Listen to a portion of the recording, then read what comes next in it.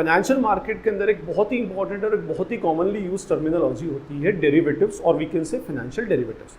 मेरे कुछ subscribers continuously मुझसे कमेंट में पूछते रहते हैं कि भाई ये डेरिवेटिव, इसका इस कॉन्ट्रैक्ट का मीनिंग क्या होता है, इस टर्म का मीनिंग क्या होता है।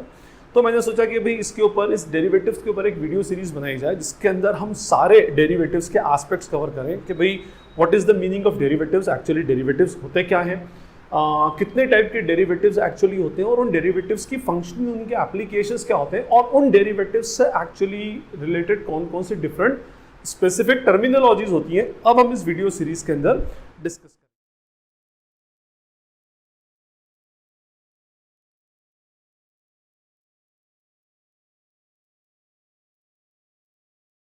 ये फाइनेंशियल डेरिवेटिव्स का हमारा फर्स्ट लेक्चर है। तो अभी इस लेक्चर में हम डिस्कस करेंगे about the basics of derivatives के। एक्चुअली डेरिवेटिव्स का मीनिंग क्या होता है, ये डेरिवेटिव्स वर्क कैसे करते हैं, क्या एक्चुअली डेरिवेटिव्स होता है। देखिए हमारे यहाँ पर दो वर्ड हमने यूज किए हैं, फाइनेंशियल डेरिवेटिव्स। तो financial word is derive from the word finance related to the money, ऐसा बोल सकते हैं उसको। हमारे यहाँ पर जैसे अलग अलग मार्केट्स होते हैं, तो एक हमारे यहाँ फाइनेंशियल मार्केट भी होता है। फाइनेंशियल मार्केट जिसमें हम फाइनेंशियल एसेट्स के अंदर डील करते हैं। We use to buy and sell different financial assets. अभी फाइनेंशियल एसेट्स क्या, भाई शेयर, डिबेंचर, बॉन्ड, करेंसी, ठीक है। तो ये सारी चीजें जो होती हैं ये फाइनेंशियल मार्केट के अंदर डील होती हैं, सेल होती हैं। देखिए फाइनेंशियल एसेट का अपने आप में कोई फिजिकल एग्जिस्टेंस नहीं होता दूसरी एसेट्स की तरह, लेकिन ये मार्केट के अंदर बाय और सेल होती है। जैसे स्टॉक एक्सचेंज है, वहां पर हमारी सारे शेयर सेल होते हैं, डिबेंचर बॉन्ड सेल होते हैं, दूसरे अलग अलग फॉरवर्ड फ्यूचर सेल होते हैं। तो ये हमारा फाइनेंशियल मार्केट होता है। डेरिवेटिव्स जो वर्ड है, derivative words is derive from the word derive, ऐसा बोला जा सकता है कि भाई हमने डेरिवेटिव्स वर्ड को जो डेराइव किया है वो डेराइव वर्ड से डेराइव किया। अब क्वेश्चन ये उठता है कि भाई डेराइव करना मींस व्हाट, कहीं से उसका मीनिंग उठाना, ऐसा बोल सकते हैं हम उसमें कि हमने डेरिवेटिव्स वर्ड जो फॉर्म किया है उसका बेस यहां से उठाया है। This is the word from which derivatives word is actually derive. Finance is the word from which financial word is derive, ठीक है ना। तो डेरिवेटिव जो है वो डेराइव करने से उठाया। डेराइव करना मींस कहीं से उसका, कुछ भी हो सकता है, इट मे बी मीनिंग, कहीं से उसका मीनिंग उठा करके, कहीं से मीनिंग डेराइव करके उसको आगे बोल लेना, है ना, और कहीं से उसकी वैल्यू उठा लेना, कहीं से उसका इंटरप्रिटेशन ले लेना, कहीं से उसका एनालिसिस उठा लेना, कहीं से उसका स्टैटिस्टिकल डेटा उठा लेना। भाई ये सारी चीजें उठाने के बाद में जब आप कोई चीज को प्रेजेंट करते हो तो दैट इज कॉल्ड डेरिवेटिव्स, या डेराइव करना, ठीक है। तो डेरिवेटिव्स जो होते हैं ये अपने आप में फाइनेंशियल मार्केट में ये कुछ फाइनेंशियल कॉन्ट्रैक्ट्स होते हैं। These are the financial contracts. अब आप कॉन्ट्रैक्ट समझते हो, इंडियन कॉन्ट्रैक्ट एक्ट 1872 के हिसाब से एक ऑफर होना चाहिए, एक एक्सेप्टेंस होना चाहिए, उनके बीच में कोई कंसिडरेशन होना चाहिए दोनों के बीच में, तो दैट इज कॉल्ड कॉन्ट्रैक्ट। तो ये एक फाइनेंशियल कॉन्ट्रैक्ट है। Financial contract means we are dealing in some sort of securities. तो उस एक कॉन्ट्रैक्ट, इस कॉन्ट्रैक्ट को हम क्या बोलते हैं, फाइनेंशियल डेरिवेटिव बोला जाता है। अब क्या कॉन्ट्रैक्ट, भाई ये कॉन्ट्रैक्ट अपने आप में अपनी वैल्यू को, the value of this contract is derive from any other asset, जो पीछे छुपी हुई होती है, ठीक है। हमारे इस कॉन्ट्रैक्ट की वैल्यू किसी एसेट से, एसेट की बजाय मैं बोलूं फाइनेंशियल एसेट से, कहीं पर किसी फाइनेंशियल एसेट की वैल्यू से डेराइव की जाती है। इस कॉन्ट्रैक्ट की अपनी कोई वैल्यू नहीं है, इस कॉन्ट्रैक्ट की वैल्यू डिपेंड करती है on the value of this asset. कोई भी financial, it may be shares और डिबेंचर और बॉन्ड और सिक्योरिटीज, इंटरेस्ट रेट, सेंसेक्स, कुछ भी हो सकती है। ये फाइनेंशियल एसेट से इसकी वैल्यू डेराइव की जाती है। तो इसके लिए फाइनेंशियल एसेट यूज करना भी सही नहीं है। Actual terminology which is used is called the underlying asset, ठीक। ऐसे कॉन्ट्रैक्ट्स जिनकी वैल्यू अंडरलाइंग, कोई अंडरलाइंग एसेट की वैल्यू से डेराइव की जाए, इसकी वैल्यू पर इसकी वैल्यू डिपेंड करे, तो दोज आर कॉल्ड डेरिवेटिव्स। ये कहलाते हैं हमारे फाइनेंशियल डेरिवेटिव्स। इनकी वैल्यू बढ़ेगी अंडरलाइंग एसेट्स की, तो कॉन्ट्रैक्ट की वैल्यू भी बढ़ जाएगी। अंडरलाइंग एसेट्स की वैल्यू डाउन होगी तो कॉन्ट्रैक्ट की वैल्यू भी डाउन हो जाएगी, ठीक। जैसे जैसे इसकी पोजीशन बढ़ती जाएगी, इसकी बढ़ती जाएगी। देखिए जैसे मैं आपको एक एग्जांपल लेता हूं कि आपने आइसक्रीम खाई होगी, तो उस आइसक्रीम के ऊपर कभी कभार वो आइसक्रीम वेंडर टॉपिंग्स रख देते हैं, कुछ चेरी का पीस या कुछ इस तरह रख देंगे, ठीक है। अब देखिए, जैसे ये आपका एक कोन है और उसके ऊपर किसी बंदे ने सिंगल स्कूप लिया, तो चेरी जो होगी वो, या जो टॉपिंग होगी वो यहां पर प्लेस की जाएगी ओवर द स्कूप। फाइन। कोई बंदा अगर डबल स्कूप लेता है तो उसके डबल स्कूप के बाद रखी जाएगी टॉपिंग, यहां नहीं रखी जाती, स्कूप को यहां रखा जाएगा। लेट सपोज तो 3 स्कूप मिलते नहीं है, बट इन केस अगर 3 स्कूप्स कोई बंदा ले लेता है तो उसकी टॉपिंग यहां आ जाएगी। फाइन। मींस ये जो टॉपिंग की पोजीशन है, चेरी की पोजीशन है, that is completely based on the number of scoops you are buying. ठीक है, तो ये जो स्कूप्स हो गए, दिस इज अंडरलाइंग एसेट, हम इसको ऐसा बोल सकते हैं। और ये जो चेरी है, दिस इज कॉल्ड डेरिवेटिव्स। ठीक है, यहां पर एक स्कूप था तो एक अंडरलाइंग एसेट थी, तो स्कूप की डेरिवेटिव की वैल्यू या टॉपिंग की वैल्यू यहां पर, यहां 2 स्कूप्स थे तो टॉपिंग की वैल्यू और थोड़ी ऊपर, यहां 3 स्कूप्स थे तो उसकी वैल्यू और थोड़ी ऊपर। वैल्यू बोले तो उसकी पोजीशन में, एक्चुअली पोजीशन वर्ड यूज करना चाहिए, वैल्यू में गलत यूज कर रहा हूं, यहां पर पोजीशन उसकी ऊपर को बढ़ती जाएगी। अब हम इसमें समझेंगे एक एग्जांपल से कि डेरिवेटिव्स कॉन्ट्रैक्ट वर्क कैसे करता है और एक्चुअली होता क्या है। हम इसके लिए एक एग्जांपल लें। लेट सपोज मान लें कि आपके एरिया के अंदर, आपकी सिटी के अंदर एक म्यूजिक कॉन्सर्ट होने वाला है, म्यूजिक प्रोग्राम होने वाला है। ठीक है ना। आज उस म्यूजिक प्रोग्राम के अंदर, अभी आज की डेट से 30 डेज, 1 मंथ पूरा रह गया, आफ्टर अ मंथ वो म्यूजिक प्रोग्राम होगा किसी अच्छे सिंगर का या म्यूजिक डायरेक्टर का। एनीवे, उसके लिए टिकट की वैल्यू फिक्स की गई है 1000 रुपीज पर टिकट। सभी टिकट एक जैसे हैं। अभी हम ये मान लें जस्ट फॉर एग्जांपल कि उसमें कोई वैल्यू, जैसे अलग अलग वैल्यूज के टिकट नहीं है, सबकी सिमिलर वैल्यू। ठीक, फाइन। अब आपको लगता है कि भाई ये कॉन्सर्ट एक बड़ा हिट होने वाला है और पूरे सिटी के अंदर इससे रिलेटेड बातें हो रही है कि भाई ये कॉन्सर्ट के टिकट मिल जाए, मिल जाए, मिल जाए। आपका एक ऑर्गेनाइजर पहचान का निकला उस कॉन्सर्ट का। अच्छा, इसके टिकट अभी बिकना स्टार्ट हुए नहीं है, 10-12 दिन बाद बिकना स्टार्ट होगा। आप उस ऑर्गेनाइजर के पास गए तो उस ऑर्गेनाइजर ने बोला कि भाई देखो, मेरे पास अभी टिकट तो अवेलेबल नहीं है ना, लेकिन मैं एक काम कर सकता हूँ, आपको कितने टिकट चाहिए? आपने कहा कि सर मुझे 10 टिकट चाहिए। उसने बोला एक काम करो, मुझे 10 टिकट की पेमेंट कर दो, या थोड़ी बहुत पेमेंट कर दो, या जैसा भी। उसने कहा कि आप मुझे 10 टिकट की पेमेंट कर जाओ। कितनी?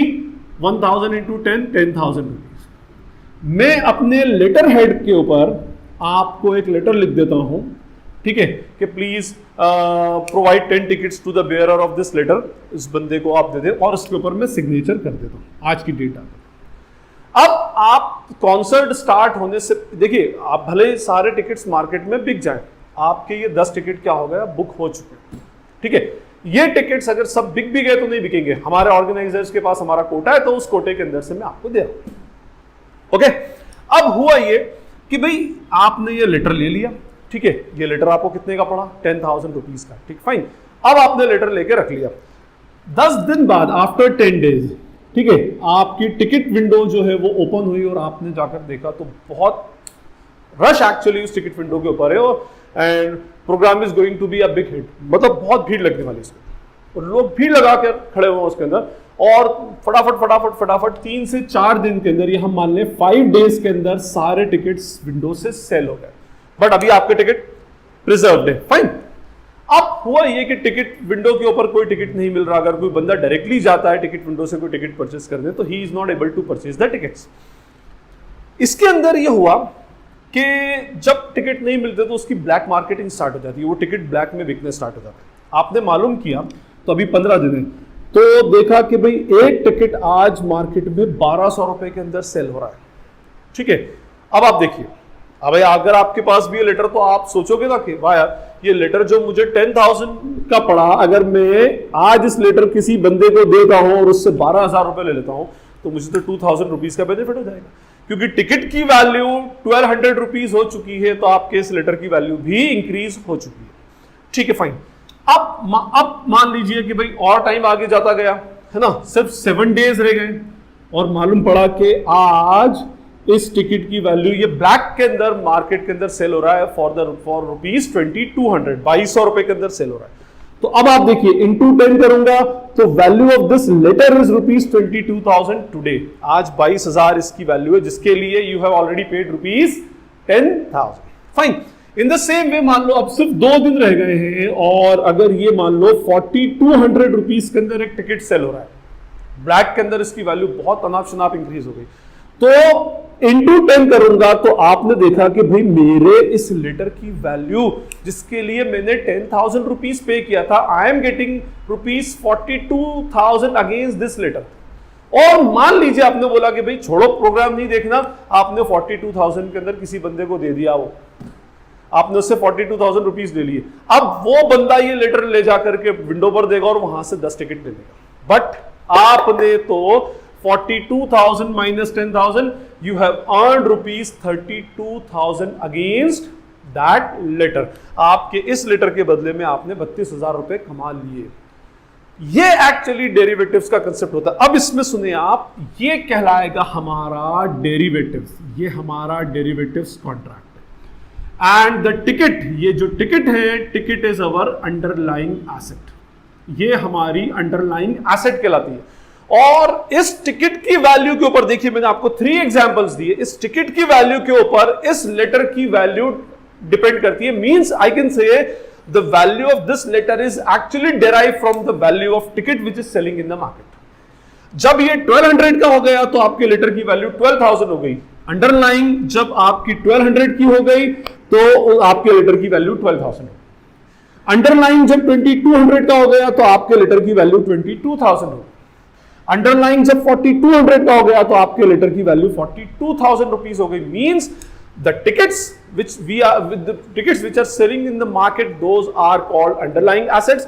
और उस टिकट के ऊपर उस टिकट से इस लेटर की वैल्यू डेराइव होगी तो this letter is called the derivative. ये आपका डेरिवेटिव कहलाएगा।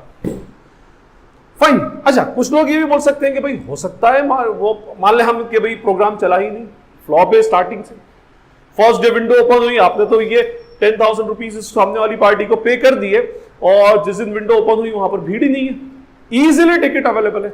अब 1-2 दिन तक ऑर्गेनाइजर्स ने उसका रिस्पांस देखा, बोले यार रिस्पांस तो मिल ही नहीं रहा, तो लेट सपोज मान ले ऑर्गेनाइजर ने विंडो पे से उस टिकट की वैल्यू 900 रुपए कर दी, जिसके आप ऑलरेडी 1,000 रुपीज पे कर चुके हो।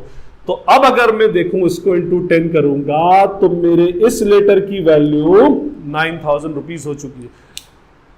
क्योंकि अगर किसी बंदे को इजीली विंडो से टिकट मिलेंगे 900 रुपए पर टिकट से, तो वो बेवकूफी होगा जो आपसे 1,000 रुपीज में खरीदेगा, लेटर आपसे लेगा और फिर वहां जाकर के वो लेटर देगा और फिर टिकट वहां से लेगा। वो बंदा तो स्ट्रेट फॉरवर्ड बोलेगा कि भाई मैं डायरेक्टली विंडो से क्यों नहीं परचेस करूं, वहां पर मुझे कितने का मिल रहा है, 900 रुपए का मिल रहा है, and you are selling it for rupees 1,000। ठीक है, तो आपके इस लेटर की वैल्यू 9,000 रुपए हो गई। मींस अब आपको 1,000 रुपीज का लॉस है। और अगर वैल्यू डाउन हो जाती है तो और वैल्यू कम हो जाएगी। इन शॉर्ट कहने का मीनिंग ये है कि इस लेटर की वैल्यू पूरी तरह से डिपेंड करती है on the value of the ticket. तो हमारा टिकट हो गया हमारी फाइनेंशियल एसेट, ठीक है, और हमारा लेटर हो गया हमारा फाइनेंशियल डेरिवेटिव, और इस लेटर की वैल्यू डेराइव हुई है from the value of the ticket. तो आपको उस एग्जांपल से ये तो समझ आ गया होगा कि that what is the meaning of derivatives और अंडरलाइंग एसेट का एक्चुअली मीनिंग क्या होता है। अब हम डिस्कस करेंगे about the different types of derivatives, कौन कौन से डेरिवेटिव्स कॉन्ट्रैक्ट एक्चुअली होते हैं। देखिए, जो फेमस डेरिवेटिव्स कॉन्ट्रैक्ट 3-4 हैं अपने पास, 3 भी बोलते हैं कुछ लोग, उसको 4 भी बोलेंगे। First is the forward contract, first होता है forward, second is the future. कुछ लोग इसको एक साथ ही बोल ले लेते हैं फॉरवर्ड एंड फ्यूचर, क्योंकि इसके अंदर कोई बहुत ज्यादा डिफरेंसेस नहीं होते एक्सेप्ट 1 और 2। Third options contract and fourth swaps. ये 4 टाइप के बेसिकली हमारे पास डेरिवेटिव्स होते हैं। So these are the derivatives, means these are the contracts. ठीक है सर, कॉन्ट्रैक्ट से। अब इसकी अंडरलाइंग एसेट बताओ। भाई हमने क्या कहा कि इनकी वैल्यू डिराइव किससे होगी, अंडरलाइंग एसेट से। तो different underlying assets are different financial assets. तो हमारी अंडरलाइंग एसेट्स क्या होंगी भाई, सबसे पहले तो मोस्ट फेमस शेयर्स, किसी भी कंपनी के इक्विटी शेयर्स, प्रेफरेंस शेयर्स जो मार्केट के अंदर सेल हो रहे हैं, ये शेयर्स अंडरलाइंग एसेट बनी। इन शेयर्स की वैल्यू के ऊपर इन कॉन्ट्रैक्ट्स की वैल्यू डिराइव की जाएगी।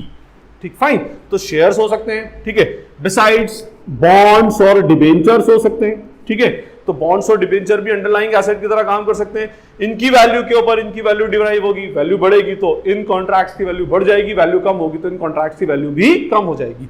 नंबर 3, बॉन्ड्स के अलावा अगर हम बात करें तो करेंसीज होती हैं। करेंसीज मींस यूएस डॉलर, और यूके पाउंड और इंडियन नेशनल रुपी, जो भी आप करेंसी लो तो करेंसी की वैल्यू पर भी कभी कभी कॉन्ट्रैक्ट की वैल्यू डिफाइन होती है, ठीक है। बिसाइड्स होता है हमारा कमोडिटीज, जो कमोडिटीज मार्केट में गोल्ड, सिल्वर, कॉपर, स्टील, इस टाइप की जो कमोडिटीज एक्चुअली होती है ना, तो उन कमोडिटीज को भी कभी कभी अंडरलाइंग एसेट माना जाता है। इन कमोडिटीज की वैल्यूज के ऊपर भी इन डेरिवेटिव्स कॉन्ट्रैक्ट की वैल्यू डेराइव होगी।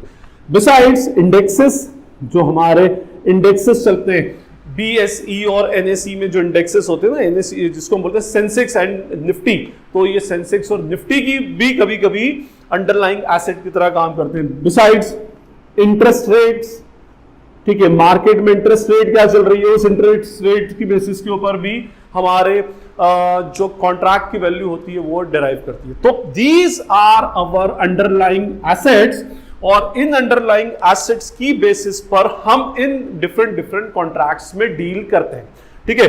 इन कॉन्ट्रैक्ट्स की वैल्यू इन अंडरलाइंग एसेट से डिराइव होती है। अब ये कॉन्ट्रैक्ट्स एक्चुअली क्या होते हैं, what is the meaning of forward, future, swaps, options, किस तरह से इनकी फंक्शनिंग होती है, और इनसे रिलेटेड कौन कौन सी डिफरेंट टर्मिनोलॉजीज होती है, अब हम ये आगे की वीडियोस में वन बाय वन डिस्कस करते जाएंगे। उससे रिलेटेड टर्मिनोलॉजीज इन डिटेल हम उसमें डिस्कस करेंगे। आई होप अब आपको फाइनेंशियल डेरिवेटिव्स का मीनिंग, अंडरलाइंग एसेट का मीनिंग और workings of the financial derivatives clear हो गया होगा। In case if you feel any query, any doubt, you can ask in the comment section. जितनी जल्दी होगा मैं उसके ऊपर कोई वीडियो बना करके या उसी में आपको रिप्लाई करने की ट्राई करूंगा। और अगर आपको वीडियो पसंद आता है तो चैनल को सब्सक्राइब करें, वीडियो को लाइक करें और दूसरों के साथ इस वीडियो को शेयर करें। Thank you, thanks a lot.